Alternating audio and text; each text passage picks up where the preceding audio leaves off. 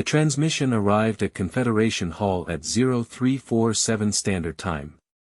Ambassador William Holz was pulled from his sleep by the emergency chime, and he knew before his eyes fully opened that something had gone terribly wrong.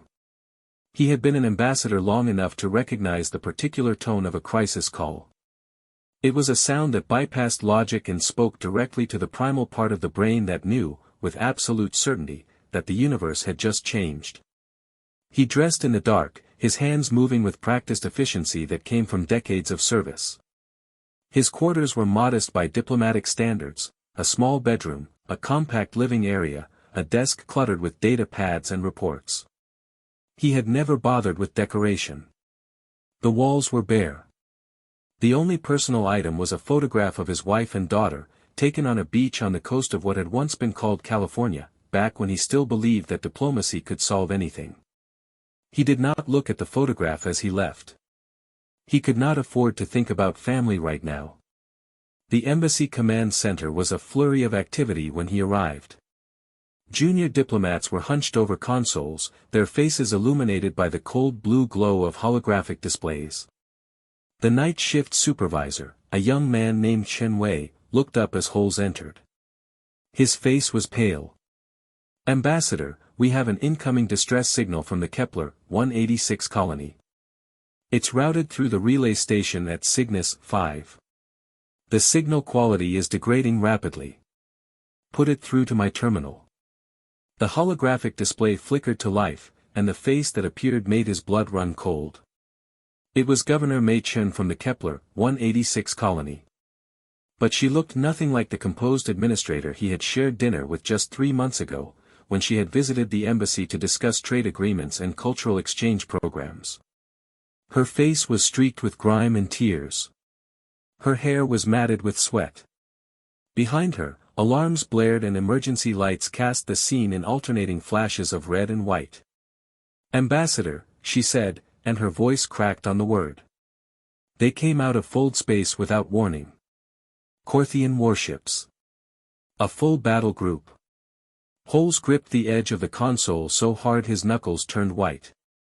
How many ships? 12 capital vessels. Maybe 30 support craft. She paused, and her face crumpled. "We had nothing. We're a civilian colony. We have orbital defense platforms, but they took those out in the first wave. They're bombing from orbit. They're not even trying to land troops. They're just destroying everything. Governor, where are you now?" "I'm in the primary shelter. We have about 3,000 people here. Mostly women and children. The men are trying to man the emergency batteries, but they're not military, they're farmers and engineers and teachers." Her voice broke again. "The shells are getting closer. The power grid is failing. The shelter's life support is on backup generators, and I don't know how long." The transmission cut to static. Holz stared at the blank screen. He tried hailing the colony 12 more times. Nothing. He tried the relay station at Cygnus 5. The relay operator confirmed that Kepler 186 had gone completely dark. No distress signals. No emergency beacons. No communications of any kind. Just silence. 2 million people.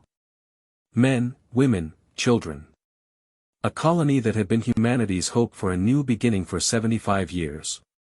Gone. He stood in the silent command center for a long moment. His hands were shaking. He forced them to stop. There would be time for grief later. Right now, there was work to do. The full report reached Earth within the hour. The Korthian Empire had not just attacked a human colony. They had annihilated it. Orbital bombardment had reduced every settlement to craters.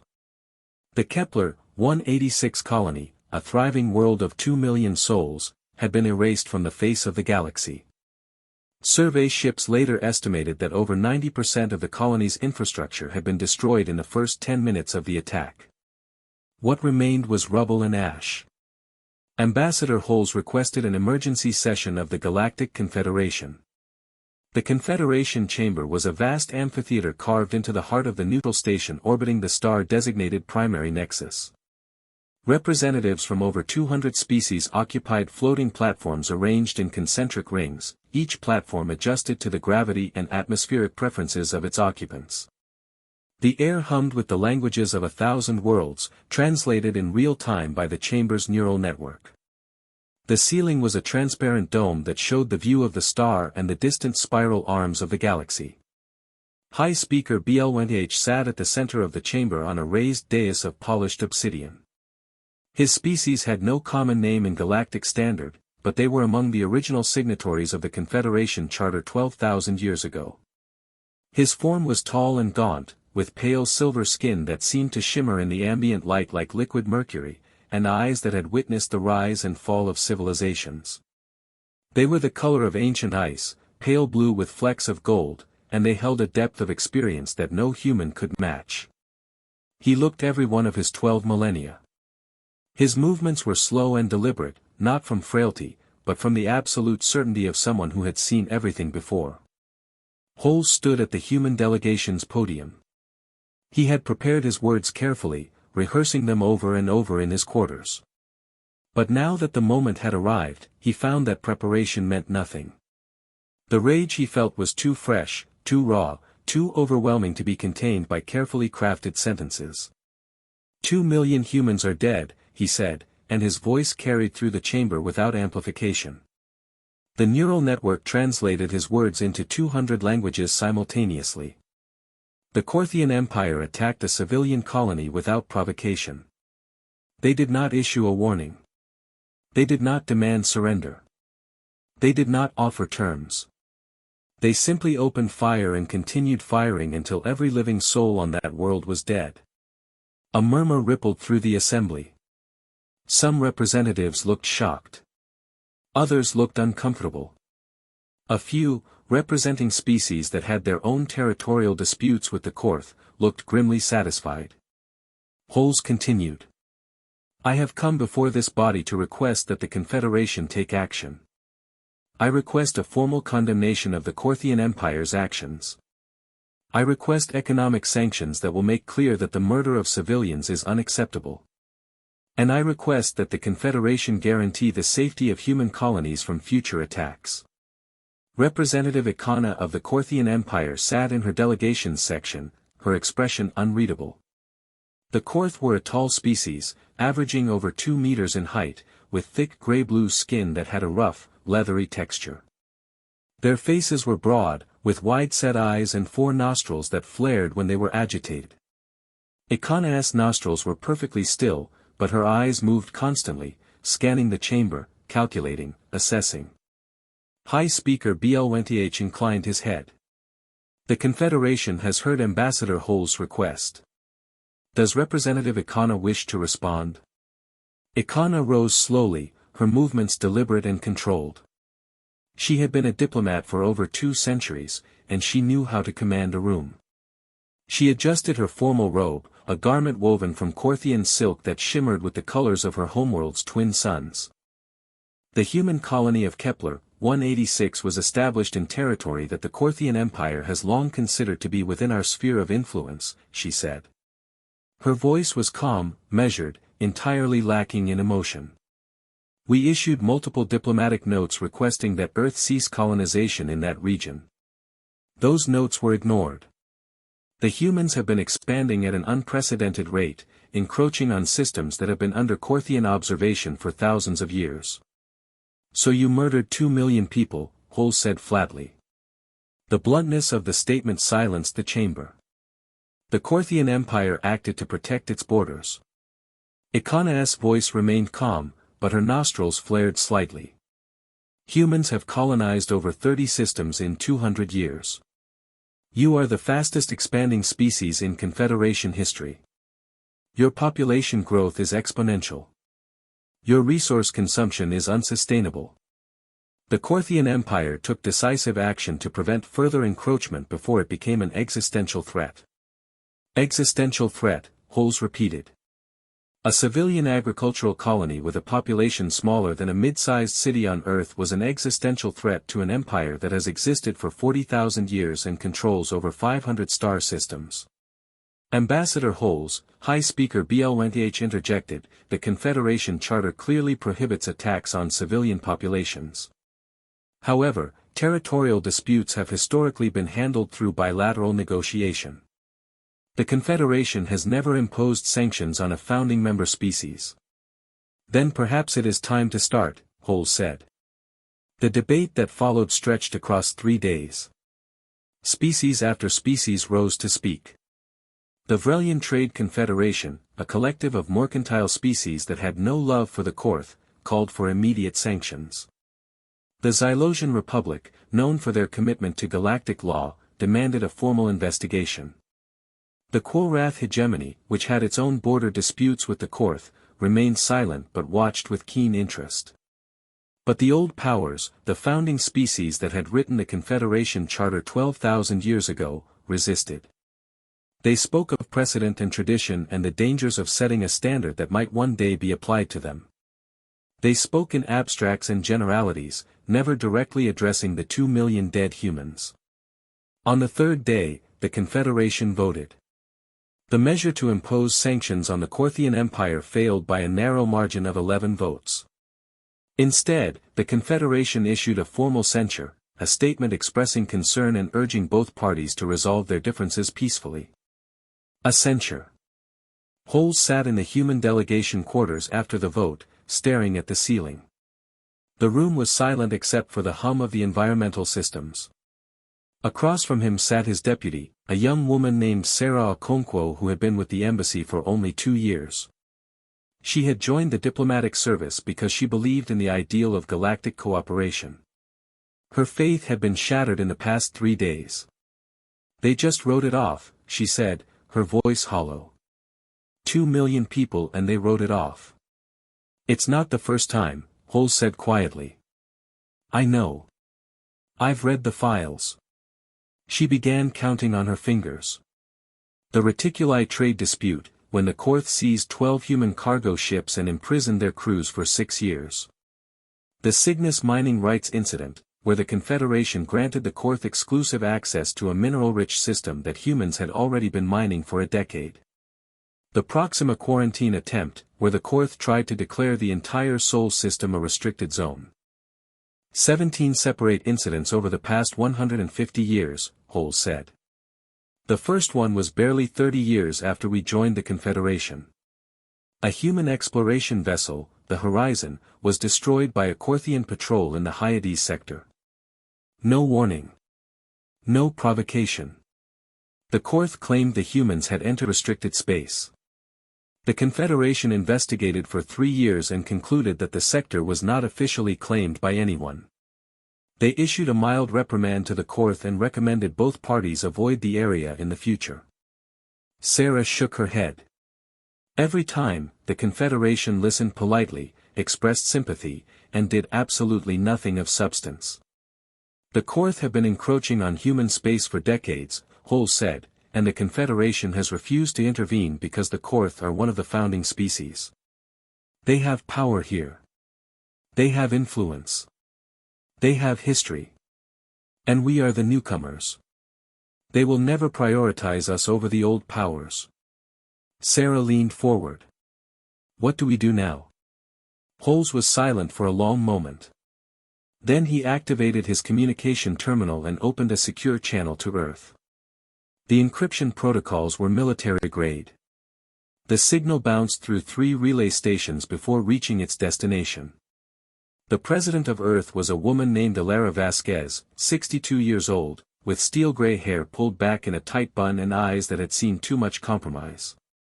She had been president for 6 years, and she had spent every one of those years watching the Confederation dismiss human concerns. She had tried diplomacy. She had tried patience. She had tried building alliances. None of it had mattered. Holz delivered his report without embellishment. The Confederation had voted. The censure had passed. The sanctions had failed. 2 million dead, and the galaxy's response was a strongly worded letter. President Vasquez listened without interruption. When he finished, there was a long silence. She stared at something off-screen, her jaw tight. "Ambassador," she said finally, "do you believe there is any path forward within the Confederation?" "No, Madam President. I do not. The Korth will continue their expansion. The Confederation will continue to do nothing. And more humans will die. Then I will convene the Human Council." The Human Council was composed of representatives from every major nation and colony, from the North American Union to the Pacific Federation, from the European Concord to the African Coalition, from the Martian territories to the Jovian Republic, from the Alpha Centauri colonies to the Tau Ceti settlements. Over 500 delegates, each representing billions of human lives. They met in emergency session 12 hours later in the Grand Assembly Hall in Geneva, on the shores of Lake Geneva. The building was one of the oldest continuously operating government facilities on Earth, having served as a center for international diplomacy for over 3 centuries. The debate was fierce, but it did not last long. The Kepler 186 massacre had unified humanity in a way that nothing else could have. The proponents of continued diplomacy, who had argued for 2 centuries that humanity's best path was integration and cooperation, were shouted down within the first hour. The militarists, who had long warned that the galaxy was dangerous and humanity needed to prepare for conflict, finally had the proof they needed. General Marcus Chen of the North American Union rose to address the assembly. He was a man in his late 50s, with a weathered face and the calm authority of someone who had spent his entire career preparing for a moment he hoped would never come. "For the past 40 years, I have overseen a secret military program," he said. "When I say secret, I mean that fewer than 20 people in this room know what I am about to tell you. When the Korth began their encroachment into human space, when we saw that the Confederation would not protect us, we made a decision.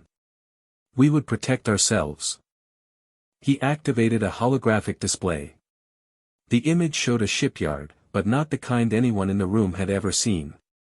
It was vast, spanning kilometers of orbital space, with dozens of construction bays operating simultaneously.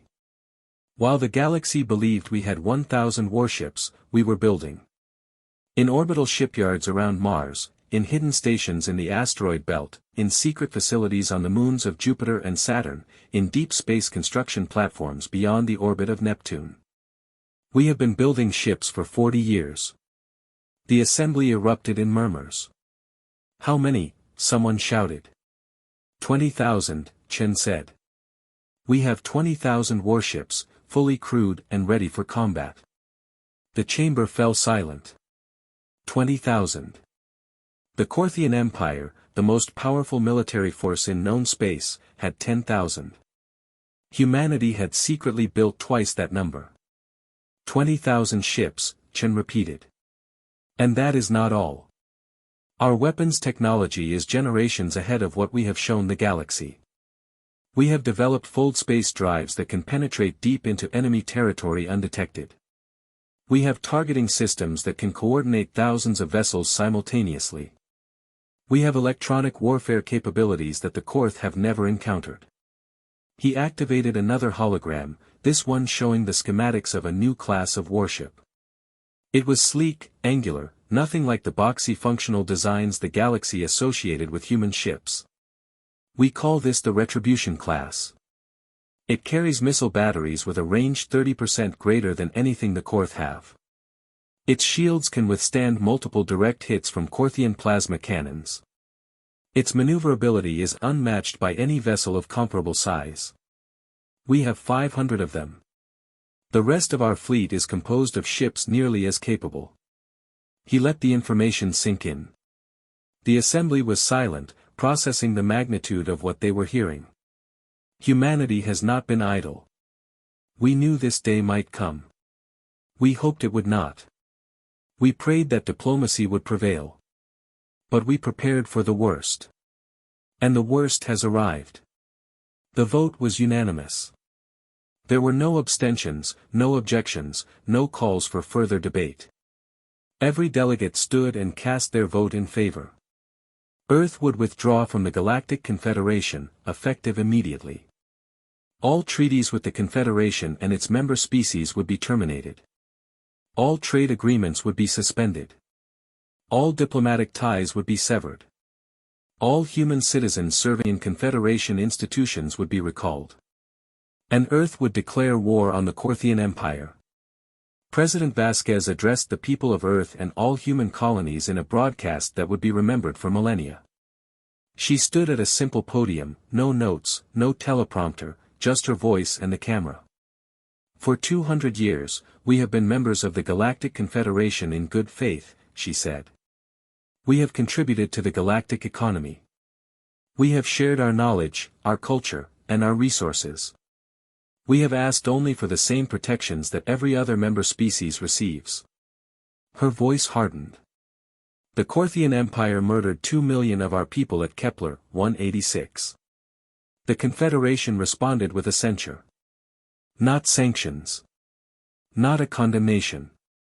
Not even a formal investigation. A censure. She paused, looking directly into the camera. Her eyes were steady. Humans have been called many things by the species of this galaxy. Ambitious. Reckless. Dangerous. But no one has ever called us weak. The Korthian Empire has made a catastrophic miscalculation. They believe that because we are young, because we have only been among the stars for 2 centuries, we will accept this atrocity and move on. They believe that because we have been patient, we are passive. They believe that because we have sought cooperation, we are incapable of conflict. She shook her head slowly. They are wrong. We are leaving the Galactic Confederation. We are recalling every human diplomat, every human trader, every human scientist, every human citizen from Confederation space. And we are going to war. Not for conquest. Not for revenge. But for justice. So that no species in this galaxy ever believes it can murder 2 million humans without consequence. The galaxy did not believe it at first. When the official notice of withdrawal arrived at Confederation Hall, many species assumed it was a bluff. Humans were emotional, impulsive. They would calm down and return to negotiations. They always did. But the trade ships stopped coming. The human freighters that had carried goods across the galaxy for 2 centuries, sturdy vessels crewed by tough, independent men and women who had made their living navigating the treacherous currents of galactic commerce, vanished from the trade routes. Human scientists working at Confederation research stations on 100 different worlds packed their equipment and left. Human diplomats closed their embassies and returned to Earth. Human doctors, engineers, teachers, and technicians who had been living and working among alien species for generations packed their belongings and came home. Within 30 standard days, humanity had completely severed every tie with the Galactic Confederation. The economic impact was immediate. Prices for human-manufactured goods, which had been known for their quality and innovation, skyrocketed. Essential components for Confederation technology that were only produced by human factories became scarce. The galactic economy, which had operated smoothly for millennia, began to show cracks. High Speaker LumniHFY convened an emergency session to address the situation. The chamber was unusually quiet. The representatives who had dismissed human concerns now looked uncertain. This is unprecedented, LumniHFY said. No species has ever withdrawn from the Confederation in protest. The humans are making a grave error. Representative Ikana was dismissive. Let them leave. The human economy represents less than 3% of galactic trade. Their military is negligible. They have perhaps 1,000 warships, most of which are outdated models that they purchased from other species. The Korthian Empire has 10,000 vessels. If the humans are foolish enough to attack us, they will be utterly destroyed. 1,000 ships, LumniHFY repeated. Are you absolutely certain of that number? Our intelligence is reliable. The humans have never been a military power. They have spent their 2 centuries among the stars exploring, trading, and building colonies. They have not built a war fleet of any significance. LumniHFY was not convinced. He had lived long enough to know that intelligence was never as reliable as it seemed, and that desperation made species do unexpected things. He also knew that humans had a reputation for innovation and adaptability that was well earned. But he said nothing. He was a high speaker, not a military strategist. His role was to facilitate, not to predict. On the Korthian homeworld of Korth Prime, Emperor Laker received the news of humanity's war declaration with amusement. He was a massive figure, over 2.5 meters tall, with a thick muscular frame and a crest of bony protrusions along his skull that marked him as a member of the royal bloodline. His throne room was decorated with the banners of conquered worlds, each one a testament to the Empire's 40,000 years of expansion. He sat at its center like a spider in its web, his clawed hands resting on the armrests of his throne. "Humans declare war on us," he said, and his laughter echoed through the chamber. "The soft pink creatures who have been in space for a blink of an eye. The species that spends more time on art and entertainment than on military training. They declare war on the Korthian Empire." His advisors exchanged nervous glances. The Emperor's chief strategist, a gnarled old Korth named General Vornok, stepped forward. Vornok had served the Empire for over 4 centuries. He had fought in 3 major wars and countless minor conflicts. He was old enough to remember that the universe had a way of surprising those who were too confident. "Emperor, I advise caution. The humans may have more military capability than we realize. They have been expanding rapidly, and they are known for technological innovation. Their fold space drives are different from ours. Their weapons systems are unconventional. We should." "Caution," Laker sneered. "You always advise caution. That is why you are still a general instead of a warlord. You lack vision. You lack ambition. Emperor, the humans destroyed our forward observation post in the Hyades sector 3 days ago."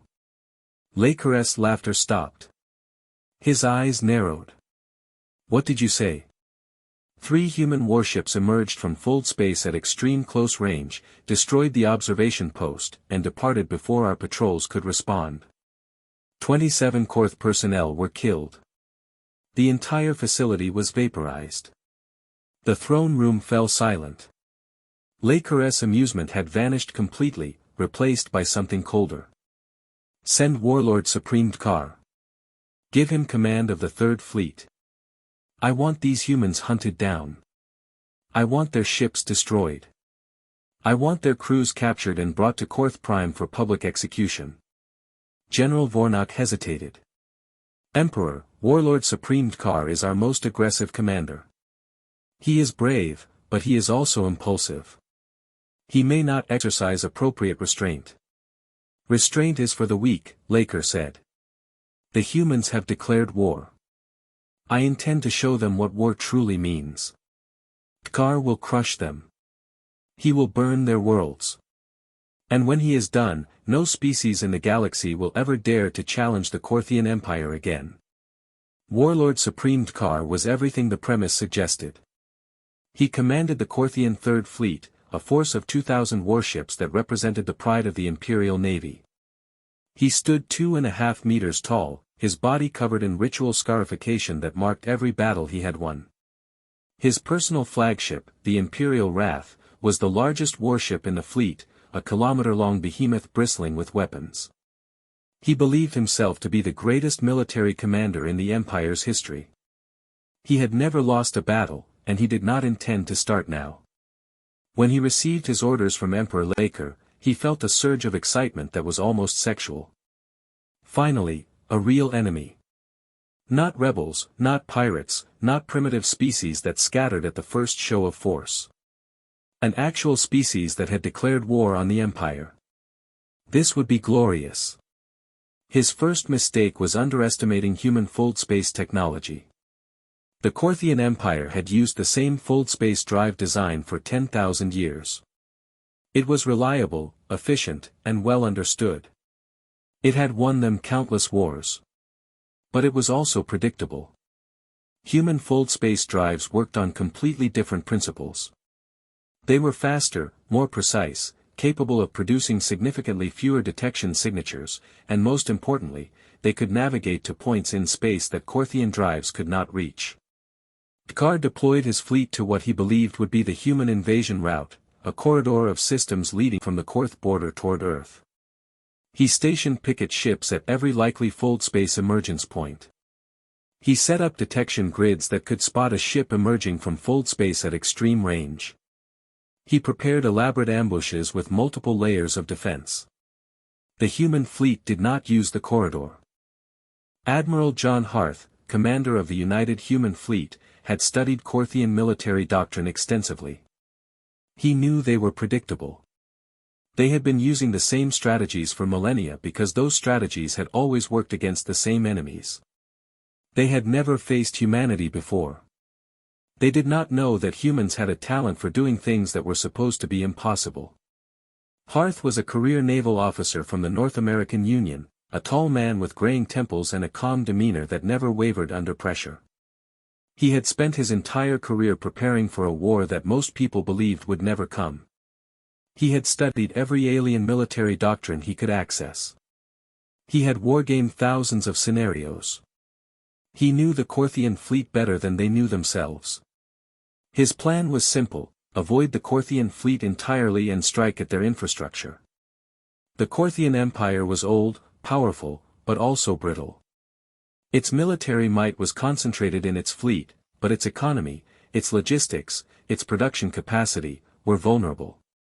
If you could not beat the enemy's army, you starved it of supplies. The first target was the Korthian Shipyard at Draconis 7.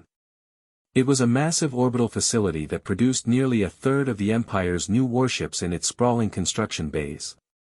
The shipyard was a torus-shaped structure 30 kilometers in diameter, with hundreds of construction slips arranged along its inner ring like the teeth of a giant wheel. It was defended by a stationary defense platform armed with heavy plasma cannons and a small squadron of patrol craft. The Korthians had never considered it a high-value target because no enemy had ever gotten close enough to threaten it. It was assumed to be too far behind the front lines to ever be in danger. 300 human warships emerged from fold space simultaneously, at extreme close range. They had navigated their fold space drives to a point less than 10,000 kilometers from the shipyard, a maneuver that should have been impossible by Korthian calculations. The human navigators had spent years perfecting this technique, pushing their drives to their limits, accepting risks that Korthian engineers would never have considered. The emergence point was so close that the human crews could see the shipyard filling their view screens, a massive structure that seemed to stretch across the entire visible sky. The battle lasted 17 minutes. The defense platform was destroyed in the first salvo. Human targeting systems had been fed intelligence on the platform's shield frequencies and power distribution nodes. The first wave of missiles struck the platform's shield generators, overwhelming them in seconds. The second wave punched through the unprotected hull and detonated the platform's reactor. The resulting explosion was visible from the surface of the nearby planet. The patrol squadron was caught completely off guard. Their crews were still scrambling to their battle stations, many of them still in their quarters or in the mess halls, when human torpedoes began punching through their hulls. 2 of the patrol craft were destroyed before they even got their shields online. A third managed to fire a single salvo before a human fighter squadron swarmed it and tore it apart. The remaining ships attempted to flee, but human cruisers had already positioned themselves to block their escape routes. The shipyard itself was rendered completely inoperable by precision strikes on its power core and structural supports. Human bombers flew directly into the shipyard's interior, weaving between construction cranes and partially assembled hulls. They targeted the main power distribution nodes, the structural connection points, and the primary fuel storage tanks. The main construction bay, where a new dreadnought was being assembled, collapsed in on itself as its support struts were severed. The fuel depots exploded in a chain reaction that lit up the system like a second sun. The entire structure began to tear itself apart, sections spinning away from the central ring as the artificial gravity systems failed one by one. The human fleet suffered 0 losses. Warlord Supreme Tkar received the news with disbelief that rapidly transformed into pure fury. He had been outmaneuvered. The humans had not only bypassed his fleet, they had struck at the heart of the Empire's military production capability. He immediately ordered his fleet to pursue the human force, but they had already vanished back into fold space, leaving no trace of their trajectory. Over the next 30 standard days, the pattern repeated with surgical precision. Human strike forces hit Korthian military installations across the Empire. A fuel depot at Varnak Prime, where the explosion created a crater visible from orbit. A communications relay station in the Nebula of Eternal Night, a facility that had stood for 30,000 years and was destroyed in 40 seconds. A training academy on the moon of Gorthon, where the next generation of Korthian officers were preparing for careers that would never happen. A research center on Zyklon, for that was developing new weapons technology, its laboratories and prototypes reduced to molten slag. A military supply depot at the strategic crossroads of Threxian Pass, where enough ammunition and spare parts to supply an entire fleet for a year went up in flames.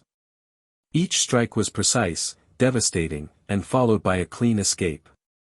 The human fleet would appear without warning, deliver a crippling blow, and vanish before the Korthian response could arrive. They were ghosts. They were shadows. They were everywhere and nowhere. The Korthian Empire began to feel the effects. Ship production slowed dramatically without the Draconis 7 facility. Coordination between fleet elements suffered without the communication relays.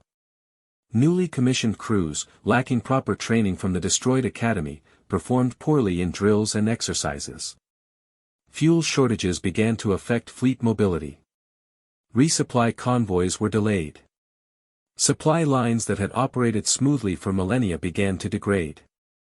Warlord Supreme Tkar grew increasingly desperate. He chased human strike forces across the Empire, always arriving too late. He set traps, but the humans always detected them. He split his fleet to cover more systems, but the humans always struck where he was weakest. On Earth, Admiral Harth received intelligence reports with satisfaction, but he knew the war was not won yet. The Emperor was still alive. The Empire's core worlds remained untouched. He needed a decisive blow. The intelligence came from an unexpected source, a human spy embedded in the Korthian government, a member of a subject species who had been working with human intelligence for years. The Korthian homeworld, Korth Prime, had a vulnerability. Its orbital defense grid, a network of weapons platforms and sensor arrays that surrounded the planet, had a blind spot near the system's northern magnetic pole. It was a narrow gap, only a few degrees wide, that had been created by the gravitational interference of a nearby moon. To exploit it, a fleet would need to navigate through dangerous radiation belts that would strain shields to their limits. But it was possible. And if humans were good at anything, it was doing things that were only barely possible. Harth assembled a task force of 500 ships, the largest human fleet ever gathered. Their objective was not to conquer Korth Prime, not to occupy the planet, but to send a message that would echo through galactic history. They would strike the Imperial Palace complex, the seat of Emperor Lachares' power, and demonstrate that no place in the galaxy was safe from human reach. The approach was agonizingly slow. The task force had to navigate through the radiation belts at minimal speed to avoid detection, their shields straining against the constant bombardment of charged particles. The radiation levels were lethal to unprotected life. Even with full shielding, the crews felt the effects. Sensors flickered. Communications crackled. The ships groaned under the stress. It took 6 hours to traverse the gap. But they made it. 500 human warships emerged from the radiation belt directly over the Imperial Palace. The Korthian defense grid, designed to detect threats from standard approach vectors, did not register them until they were already in attack position. The operators, who had been monitoring the empty space where no threat could possibly come from, stared at their screens in disbelief. The bombardment lasted 90 seconds. The Imperial Palace complex, which had stood for 40,000 years, was reduced to rubble in 90 seconds. The main palace building, a massive structure of black stone and crystalline spires that had been the seat of Korthian power since before most species in the galaxy had achieved spaceflight, was struck by a coordinated volley of missiles and kinetic projectiles. The first impacts shattered the ancient stone, sending shockwaves through the structure. The subsequent strikes penetrated deep into the complex, detonating in the throne room, the war room, the royal apartments, and the administrative wings. Emperor Laker was in the throne room when the first missiles struck. He had been preparing a speech to rally the Empire against the human threat, dictating to his scribes while his advisors stood at attention. He was in the middle of a sentence when the ceiling above him disintegrated. His final moment was not one of defiance or courage. It was one of complete and utter shock. He had never believed, not for a single moment, that the humans could reach him here, in the heart of his empire, in the seat of his power. The last thing he saw was a wall of fire descending from above. He never got to deliver his speech. The human fleet withdrew under a hail of desperate Korthian defensive fire. Ships from the orbital defense grid finally brought their weapons to bear. Korthian fighters scrambled from nearby bases. The human fleet took losses, 15 ships destroyed, another 40 damaged. But the core of the task force made it back to full space and escaped. Emperor Laker was dead. The news spread through the Korthian Empire like a shockwave. The emperor, who had ruled with absolute authority for over 2 centuries, who had been considered invincible, who had been the center of the empire's identity for generations, was dead. Killed in his own throne room. By the humans that everyone had dismissed as insignificant. The empire's propaganda machine, which had spent months telling the Korthian people that the humans were weak and cowardly and would be crushed, fell silent. There was no way to spin this. No way to pretend it was a victory. The emperor was dead. The capital had been violated. Nothing like this had happened in the entire history of the Korthian Empire. Warlord Supreme Tkar was consumed by rage when he heard the news. He had failed to protect the emperor. He had failed to stop the human strikes. His reputation, his pride, everything he had built over centuries of service, was in ruins. The other warlords would be laughing at him. The nobility would be calling for his head. He gathered every available ship. Not just his third fleet, but every vessel he could pull from every sector. He stripped the outer territories of their defenses. He recalled patrols from the borders. He diverted supply convoys and pressed them into service as troop transports. By the time he was finished, he had assembled a force of nearly 8,000 vessels, the largest fleet the Korthian Empire had ever fielded. He set a direct course for Earth. He would not be outmaneuvered again. He would not be subtle. He would not be clever. He would plunge his fleet straight into the heart of human space and burn every human world to ash. He would turn Earth into a molten ball of rock. He would exterminate humanity so thoroughly that no trace of their existence would remain. But Admiral Harth had anticipated this exact response. He knew Tkar well enough to predict that the warlord's pride would demand a direct assault. He also knew that Tkar's fleet, while massive, was logistically strained. The strikes on the Empire's infrastructure had taken a toll. Fuel reserves were low.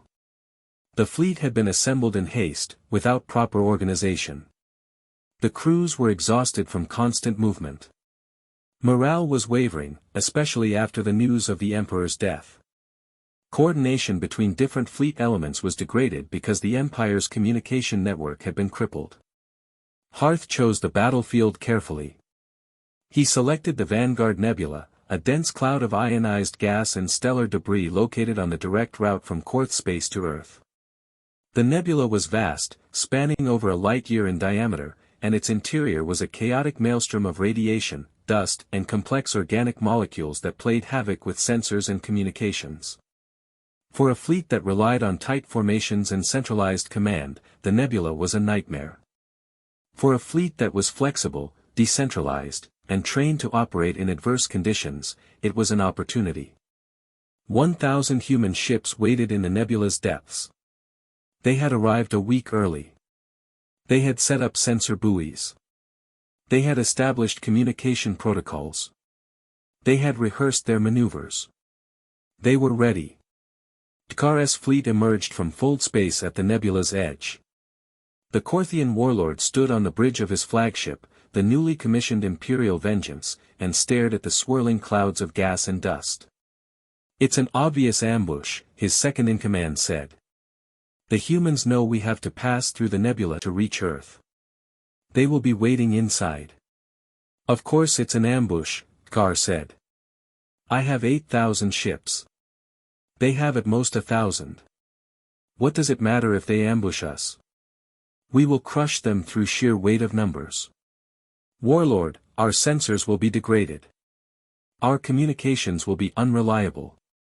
The nebula will. I know what the nebula will do." Tkar's voice was cold. "But the humans are still limited by the same physics. Their sensors will be just as degraded. Their communications will be just as unreliable. And they will be outnumbered 8-1. We will enter the nebula in formation. We will hunt them down.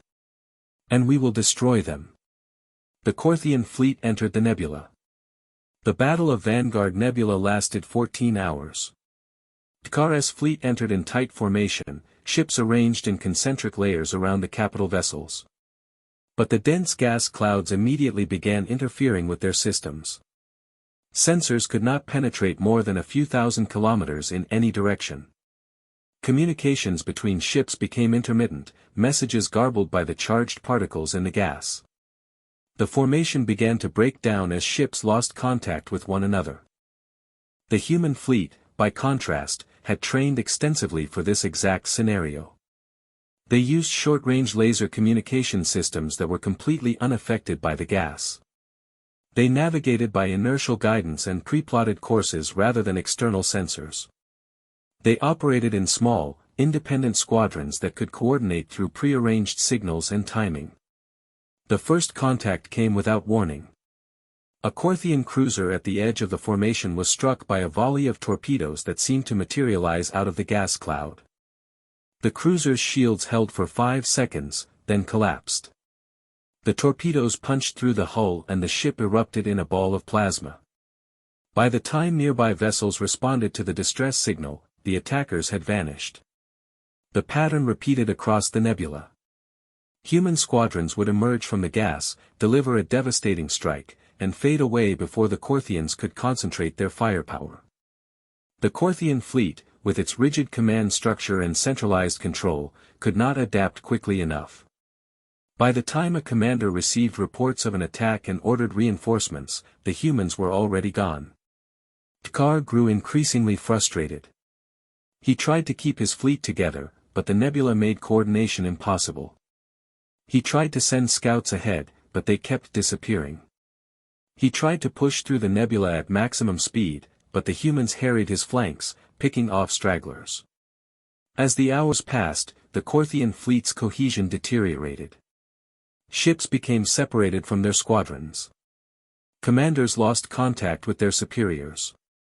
Crews, already demoralized by the Emperor's death, began to panic.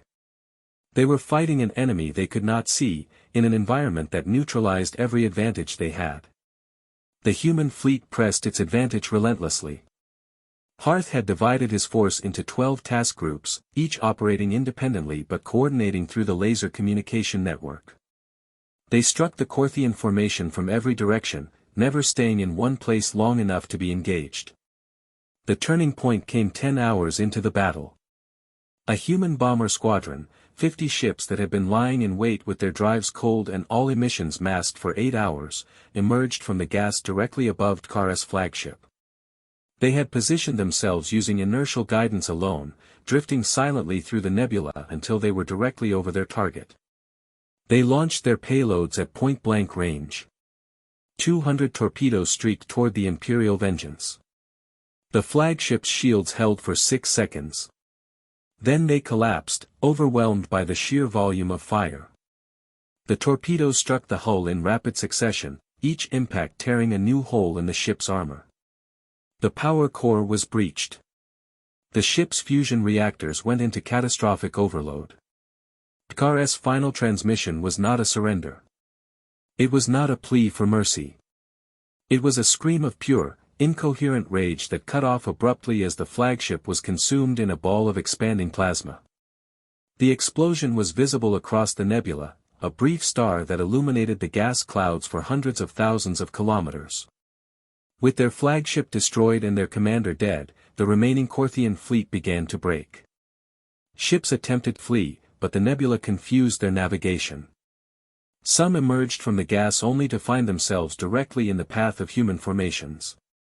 Others simply drifted, their crews too demoralized to continue fighting.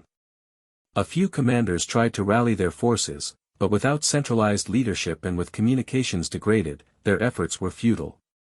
By the time the battle ended, over 5,000 Korthian ships had been destroyed or disabled. The remaining 3,000 fled in disarray, many of them damaged, limping through fold space without a clear destination. Some would later be found drifting in deep space, their crews having succumbed to radiation poisoning or starvation. Human losses, 217 ships.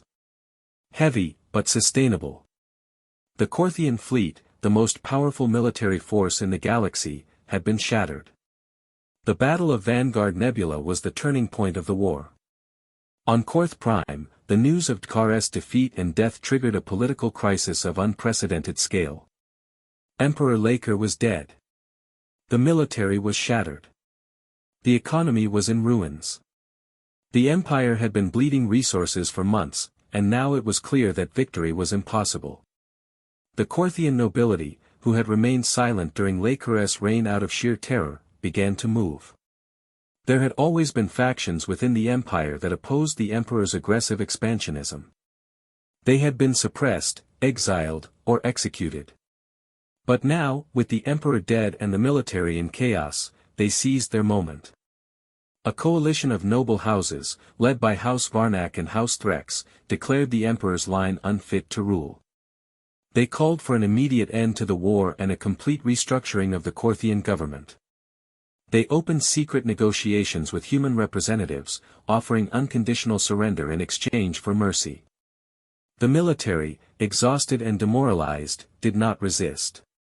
What was left of the fleet, barely 2,000 operational ships, was in no condition to fight a civil war. The generals, those who had survived the conflict, were in no mood to continue fighting for a dead emperor and a lost cause. Within 30 standard days, the Korthian Empire, which had existed for 40,000 years and once ruled over 1,000 star systems, had ceased to exist. A provisional government was established on Korth Prime, composed of reformist nobles and representatives of subject species. One of its first acts was to formally sue for peace with humanity. But the repercussions did not stop at the Korthian border. The Korthian Empire had ruled over dozens of subject species, many of which had been conquered centuries or even millennia ago. They had been kept in line by the threat of imperial military force, their culture suppressed, their resources extracted, their young conscripted into the imperial military. Now that the imperial military was gone, nothing held them back. The Zorith were the first. They were a proud warrior species that had been conquered 4,000 years ago. Their homeworld of Zorith Prime had been under Korthian occupation longer than humanity had been a spacefaring species. Within hours of the Emperor's death being confirmed, Zorith resistance cells across the sector rose up simultaneously. They seized control of the imperial garrison, freed their political prisoners, and declared the Zorith Free State. The Korthian soldiers stationed on their world, cut off from supplies and reinforcements, surrendered within days. The Ryloth followed. They were an ancient civilization that had existed for 50,000 years, conquered by the Korth 6,000 years ago. They had never stopped dreaming of freedom. Their Declaration of Independence was a carefully crafted document, 6,000 years in the making, that laid out every crime the Korthian Empire had committed against their people. They had been waiting for this moment for longer than most species in the galaxy had existed. The Quorath, a reptilian species from the hot jungle worlds of the Quorath Reach, rose up and slaughtered their Korthian overseers in a single night of coordinated violence that the survivors would call the Night of Liberation. The Threx, whose homeworld had been a Korthian penal colony for 3,000 years, simply walked out of their prisons and declared themselves free. The Vylkari, a species of silicon-based lifeforms that the Korth had never fully understood, sealed the mines where they had been forced to labor and began rebuilding their crystalline cities. The Gornath, the Illyri, the Xyloth, the Fenri, the Drakho, one after another, the subject species of the Empire rose up and threw off their chains. Some did it peacefully, through political declarations and negotiations with the collapsing imperial bureaucracy.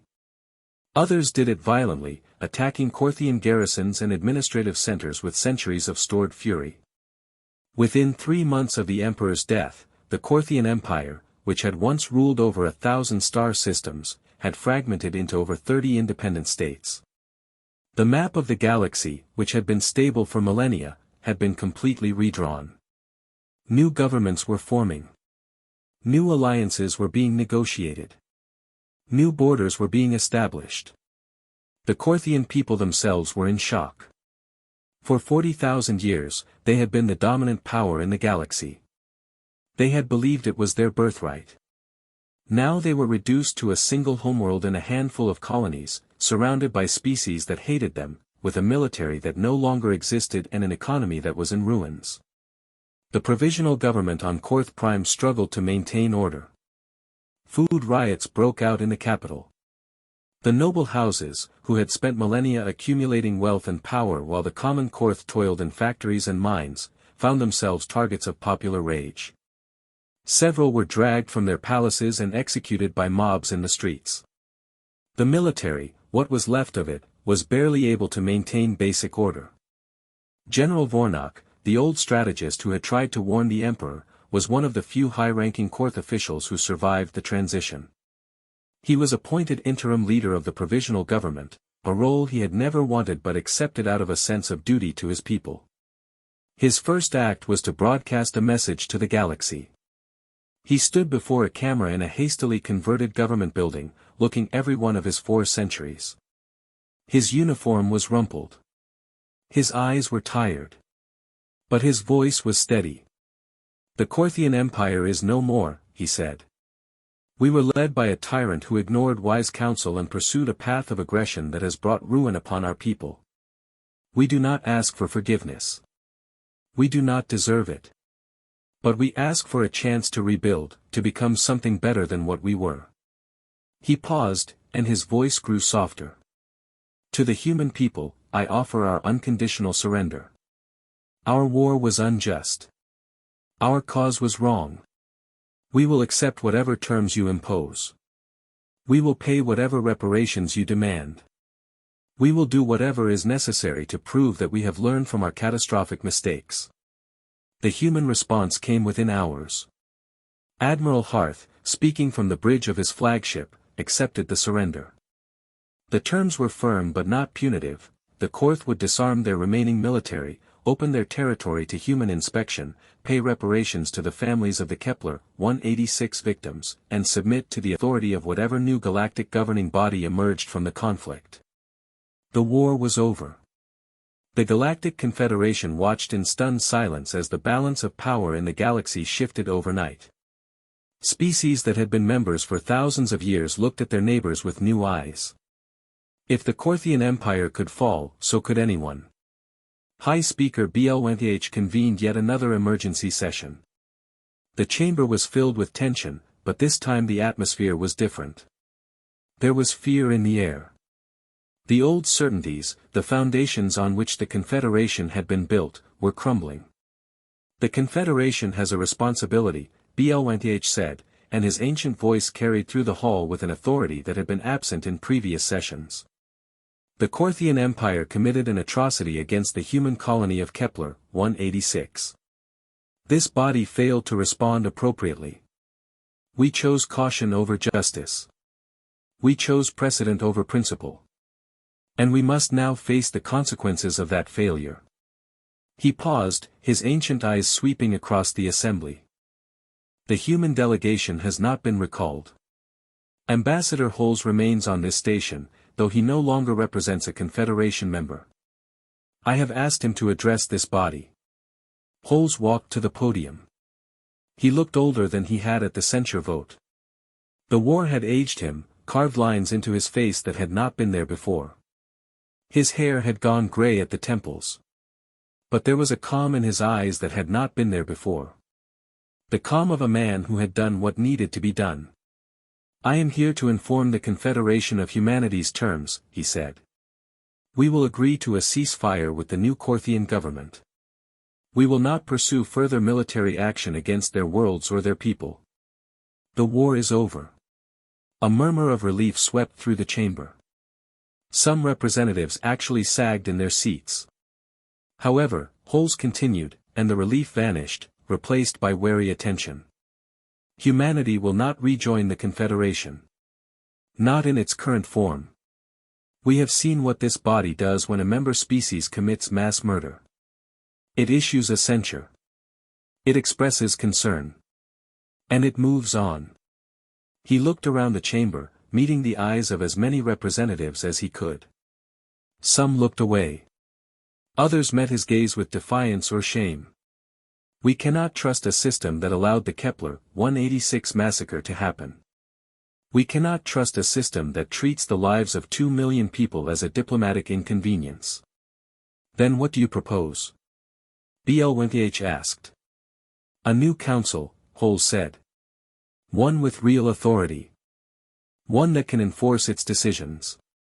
One that does not grant special privileges to founding species simply because they have existed longer. One with a standing peacekeeping force that can prevent atrocities like Kepler 186 from ever happening again." The chamber erupted. Representatives from the old founding species rose in protest. The Chronery delegation, whose species had helped write the original charter, argued that the new council would be a violation of member sovereignty. The Xylosian delegate demanded to know who would control the peacekeeping force and how it would be funded. The Vrelian Trade Confederation expressed concern about the economic impact of restructuring. But the younger species, the ones who had joined the Confederation in the past few thousand years, saw the opportunity. They had long resented the power of the founding species. They had long felt that their voices did not matter. Now, with humanity as their champion, they demanded change. The debate raged for 14 standard days. There were walkouts, protests, and threats of secession. At one point, the Chronery delegation actually left the chamber and had to be persuaded to return. There were moments when it seemed the entire endeavor would collapse. But slowly, incrementally, a consensus began to form. The old powers realized that they could either be part of the new system or be left behind. The new powers realized that they needed the stability that the old powers could provide. And everyone realized that the alternative to cooperation was chaos. When the final vote was taken, the charter passed with an overwhelming majority. The Galactic Confederation voted to dissolve itself, ending 12,000 years of continuous government.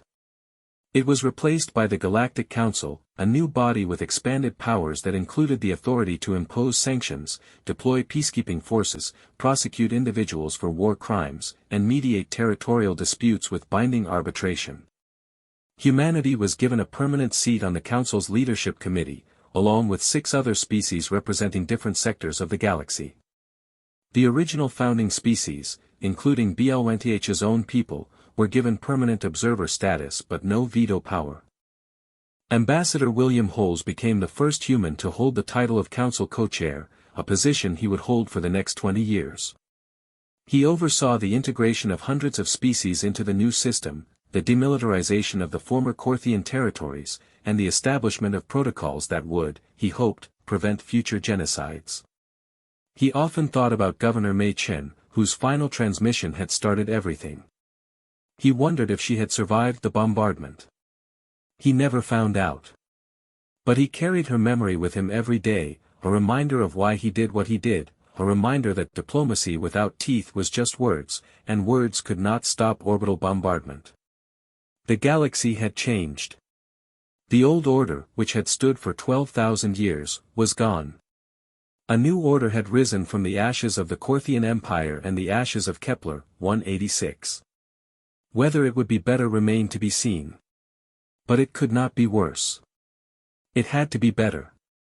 Because if it was not, then 2 million people had died for nothing, and humanity was determined that their deaths would mean something.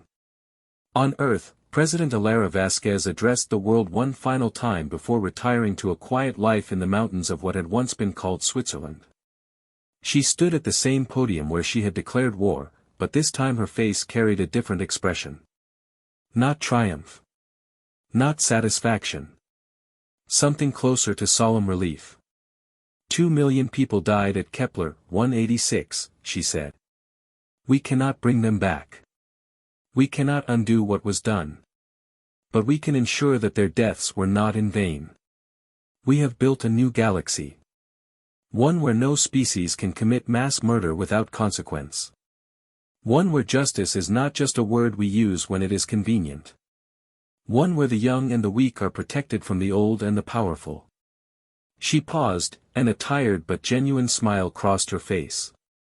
The galaxy thought we were too young, too reckless, too divided to matter. They were wrong about all of it. We are humans. We adapt. We endure. We build. We learn. And when we have had enough, we fight. She stepped back from the podium and saluted. The camera held on her face for a moment, and then the feed cut to black. The day humans had enough became a phrase that would echo through galactic history. It was the day that humanity stopped asking for justice and started demanding it. It was the day that the old galaxy died and a new one was born. It was the day that every species in the galaxy learned that there were limits to human patience, and that crossing those limits had consequences that could shatter empires. In the centuries that followed, scholars would debate the causes and consequences of the war.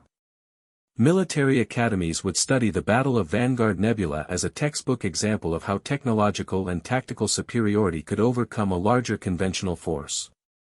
Political scientists would analyze the collapse of the Korthian Empire and the formation of the Galactic Council as a case study in systemic change. But the ordinary people of the galaxy remembered something simpler. They remembered that humans, the young species from a tiny blue planet in an unremarkable star system, had been pushed too far. They had responded not with words, but with action. They had not sought conquest or revenge. They had sought justice, and they had been willing to burn the galaxy down to get it. In the crystal forests of Vorith Prime, the Vorthan people rebuilt their ancient civilization among the singing trees. In the rebuilt cities of the Korthian Republic, a once proud empire learned the hard lessons of humility. In the free worlds of the Zoreth, the Ryloth, the Quorath, the Threx, the Vylkari, the Gornath, and 100 other species liberated from Korthian rule, they remembered the day the galaxy changed forever. The day humanity had enough.